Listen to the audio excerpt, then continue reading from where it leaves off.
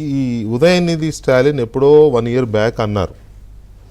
ఇప్పుడు ఎందుకు దాన్ని జనసేన టేకప్ చేసింది? అందరికీ నమస్కారం అండి. సార్, ఈ రోజున స్పెషల్గా టేకప్ చేయడం కాదు సార్. పవన్ కళ్యాణ్ గారు తిరుమలలో జరిగిన కల్తీ వ్యవహారం మీద మాట్లాడుతూ ప్రాయశ్చిత్త దీక్ష ముగింపులో భాగంగా ఆయన తిరుపతిలో వారాహి సభ నిర్వహించుకోవడం జరిగింది.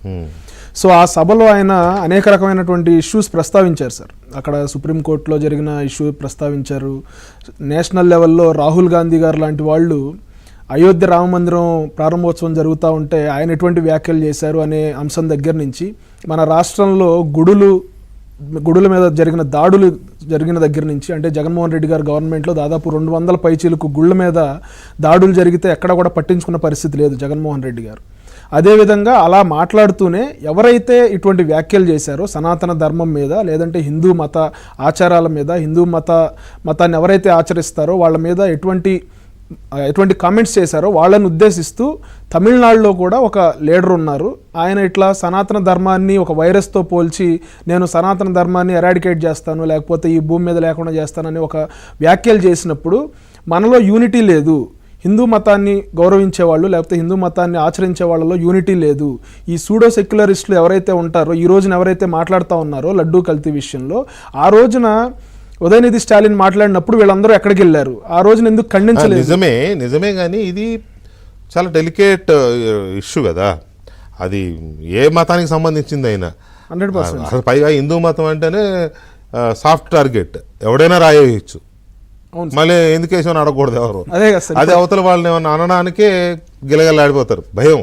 అయితే సరే, అది ఎలా ఉన్నా ఎప్పుడో జరిగిన దాన్ని అది చాలా సెన్సిటివ్ అని తెలిసి ఇప్పుడు ఇది చేయడంలో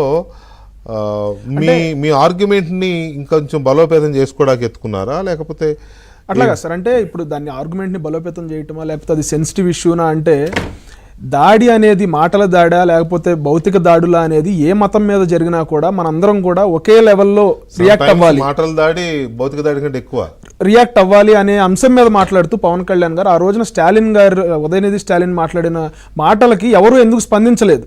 అంటే మన మీద దాడి జరిగితే ఎవరు స్పందించరు, లేకపోతే ఇతర మతాల మీద దాడులు జరిగితే స్పందిస్తారు, వీళ్ళు ఒక సూడో సెక్యులరిస్టులు అనే ఒక విషయాన్ని ఆయన ప్రస్తావిస్తూ ఆ తమిళనాడులో జరిగిన అంశాన్ని కూడా మాట్లాడడం జరిగింది. ఆ రోజున ఎందుకు మాట్లాడలేదు సార్? ఉదయనిధి స్టాలిన్ అనే వ్యక్తి ఒక సనాతన ధర్మం, ఈ రోజున తమిళనాడులో కొన్ని 100 టెంపుల్స్ ఉన్నాయి సార్. హిందూ మతాన్ని ఆచరించే వాళ్ళు కోట్లలో ఉన్నారు.